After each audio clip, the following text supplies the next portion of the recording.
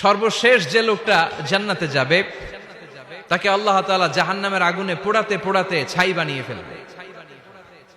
আল্লাহ বলবেন, জিব্রাইল যাও একটু দেখো, একটা মাত্র সেজদা দিয়েছে আমাকে, এরকম কাউরে পাওয়া যায় কিনা। বাটি চালান দিয়ে দেখো পাওয়া যায় কিনা।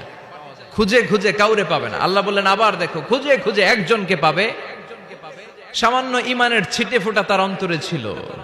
আল্লাহ বলবেন যেহেতু ছিটে ফোঁটা আছে, অনেক মায়ের খাইছে, ওকে বের করে জাহান্নাম থেকে বের করে একটা নির্ধারিত দূরত্বে রেখে দাও। রেখে দেয়া হবে, কিন্তু জাহান্নামের আগুনের লেলিহান শিখাতে তার গা ঝলসে যাবে। সে আল্লাহর ডেকে বলবে, মাবুদ তোমার কাছে আমি কিছু চাই না, জাহান্নাম থেকে তুমি আমাকে বের করেছো, জীবন নদীর পানি তুমি আমার গায়ের মধ্যে ঢেলে দিয়েছো, আমি আবার সজীবতা ফিরে পেয়েছি। আমি তোমার কাছে জান্নাত চাই না, শুধু নিরাপদ একটা দূরত্বে আমাকে রেখে আসো, যাতে জাহান্নামের আগুন আমারে কষ্ট দিতে না পারে।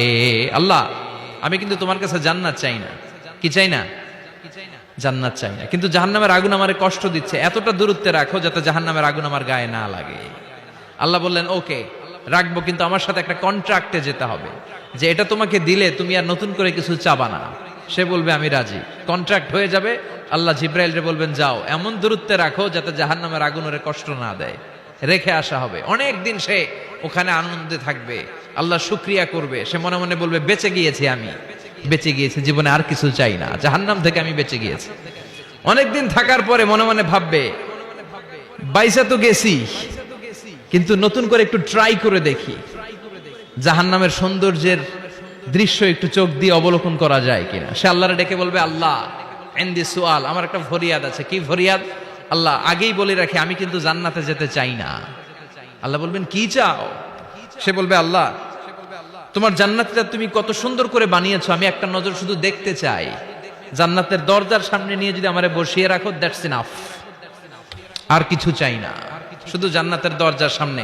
আল্লাহ বললেন তুই না ওয়াদা করেছিস, তুই না চুক্তি করেছিস। সে বলবে আল্লাহ আমারে হতভাগা বানাইয়া তোমার কি লাভ? সুবহানাল্লাহ পড়েন। আমারে তুমি হতভাগা বানিও না। আল্লাহ বলে ঠিক আছে, আবার সিগনেচার কর যে জান্নাতের দরজার সামনে বসিয়ে দিলে আর কিছু চাবি না। সে সিগনেচার করে বলে আমি চাবো না। আল্লাহ বললেন জিব্রাইল বেচারারে ধরে জান্নাতের গেটের সামনে বসায় দে। এবার জান্নাতের গেটের সামনে বসে বসে জান্নাতের সৌন্দর্য দেখা শুরু করবে। সুবহানাল্লাহ।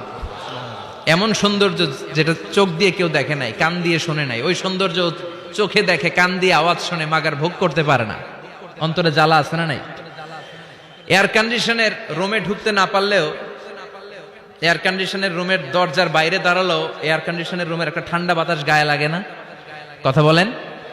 তো ও যখন জান্নাতের দরজার সামনে দাঁড়াবে, ওর গায়েও এরকম জান্নাতের ঠান্ডা বাতাসের হিমেল ছোঁয়া গাটাকে শীতল করে দিবে। ওই শীতল হয়ে যাওয়ার পরে আর তো সহ্য হবে না, আবার আল্লাহরে ডাকবে, মনে মনে ভাববে আর একটু ট্রাই করি না, দোষ কি, আস্তে আস্তে অনেক দূর তো আগাইছি। সুবহানাল্লাহ কইবেন না?